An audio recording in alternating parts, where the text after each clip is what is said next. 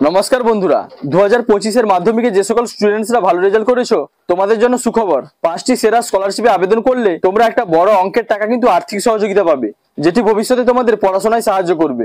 এমন সুযোগ কিন্তু বারবার আসে না, তাই এই সুযোগটি একেবারে হাতছাড়া করবে না। এই 5টি সেরা স্কলারশিপ কি কি, কত মার্কস পেলে এবং কবে থেকে এই স্কলারশিপে আবেদন করা যাবে, পার্সেন্টেজ কি থাকলে এবং কোথা থেকে আবেদন করতে পারবে, তা আমি এই ভিডিওটিতে আলোচনা করব। সর্বপ্রথমে বলে দিই, আপনি যদি চ্যানেলটিতে নতুন হন তাহলে ভবিষ্যতে ইনফরমেশন সবার আগে পাওয়ার জন্য সব চ্যানেলটি সাবস্ক্রাইব করতে ভুলবেন না। এবার আসি মেন টপিকে। তো বন্ধুরা, এই 5টি স্কলারশিপের মধ্যে 1 নম্বরে আছে স্বামী বিবেকানন্দ মেধা কাম মিন স্কলারশিপ 2025। পশ্চিমবঙ্গ সরকার মেধাবী কিন্তু আর্থিকভাবে দুর্বল শিক্ষার্থীদের সহায়তা করার জন্য স্বামী বিবেকানন্দ মেধা কাম মিন স্কলারশিপ প্রদান করে। লক্ষ্য হলো মেধাবী হয়েও আর্থিক সমস্যার কারণে যারা পড়াশোনা চালিয়ে যেতে পারে না এমন শিক্ষার্থীদের সহায়তা করা।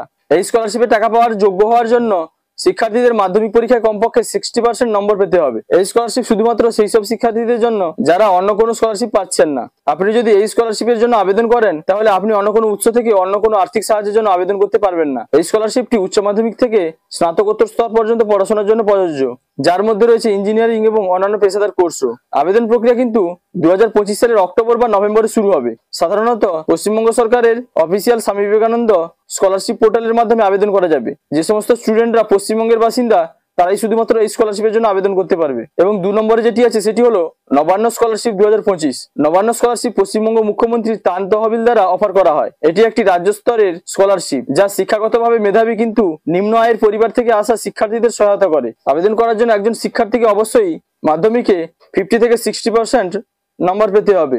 এছাড়াও মোট বার্ষিক পারিবারিক আয় 60,000 টাকার বেশি হলে হবে না। এটি গ্রামীণ বা দরিদ্র শহরাঞ্চলের শিক্ষার্থীদের জন্য সহায়ক করে তোলে যাদের জরুরি আর্থিক সাহায্যের প্রয়োজন। এই বৃত্তির সবচেয়ে ভালো দিকগুলির মধ্যে একটি হলো আপনি সারা বছর যে কোনো সময় আবেদন করতে পারেন, কারণ এটি কোনো নির্দিষ্ট সময়সূচি অনুসরণ করে না। একাদশ শ্রেণী থেকে স্নাতকোত্তর স্তরের ইঞ্জিনিয়ারিং এবং অন্যান্য পেশাদার কোর্স অধ্যয়নরত শিক্ষার্থীরাও আবেদন করার জন্য যোগ্য। আবেদনপত্র অফলাইনেই হাওড়ার নবান্নে মুখ্যমন্ত্রীর কার্যালয়ে জমা দিতে হবে। এছাড়াও অনলাইনের মাধ্যমে এই স্কলারশিপে আবেদন করা যাবে। 3 নম্বরে যেটি হলো ঐক্যশ্রী বৃত্তি 2025।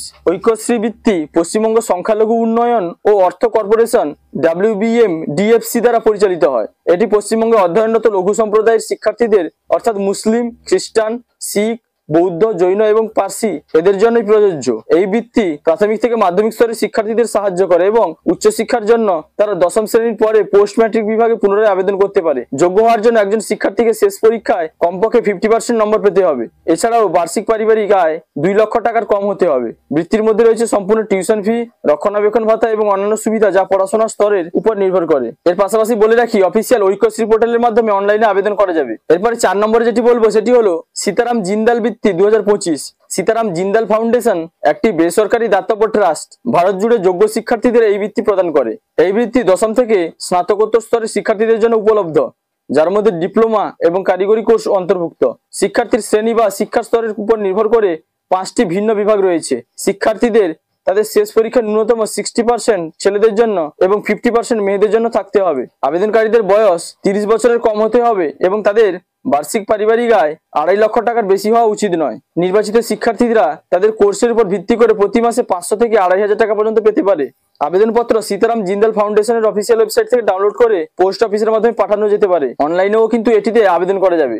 এবং 5 নম্বর যেটি হলো LIC golden jubilee scholarship 2025। LIC golden jubilee স্কলারশিপটি ভারতীয় জীবন বীমা কর্পোরেশন দ্বারা সরবরাহ করা হয়। এটি অর্থনৈতিকভাবে দুর্বল শ্রেণীর শিক্ষার্থীদের জন্য যারা শিক্ষাক্ষেত্রে ভালো রেজাল্ট করেছেন এবং উচ্চশিক্ষা গ্রহণ করতে চান, কমপক্ষে 60% নম্বর নিয়ে 10ম বা দ্বাদশ শ্রেণী পাস করা শিক্ষার্থীরা এর জন্য যোগ্য।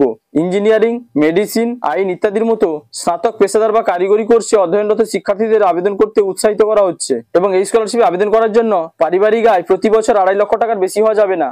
এবং এতে আবেদন করলে 10ম শ্রেণী পাস করে এখন একাদশ শ্রেণীতে পড়া শিক্ষার্থীরা প্রতি বছর 15,000 টাকা বৃত্তি পাবে এই স্কলারশিপের মাধ্যমে। কর্মদক্ষতার উপর ভিত্তি করে প্রতি বছর এই বৃত্তি রিনিউ করা যায়। আবেদনের সময় হলে LICর অফিসিয়াল ওয়েবসাইটের মাধ্যমে অনলাইনে আবেদন গ্রহণ করা হবে। তো ইচ্ছুক ছাত্রছাত্রীরা তোমরা অবশ্যই এই সকল স্কলারশিপে আবেদনের জন্য নিজেদের স্কুলের সঙ্গে একটু যোগাযোগ রাখো অথবা নিকটবর্তী যে কোনো সাইবার ক্যাফে ভিজিট করতে পারো। কিন্তু মনে রাখবে, সবসময় এই স্কলারশিপগুলির আবেদন যোগ্যতা সমান হয় না। আবেদন করার নিয়মে বিভিন্ন পরিবর্তন আসতে পারে, তাই আবেদন করার আগে অবশ্যই প্রতিটি স্কলারশিপের যাবতীয় নিয়মাবলী গুরুত্ব সহকারে পড়ে নিবে। তো এই ছিল নতুন আপডেট।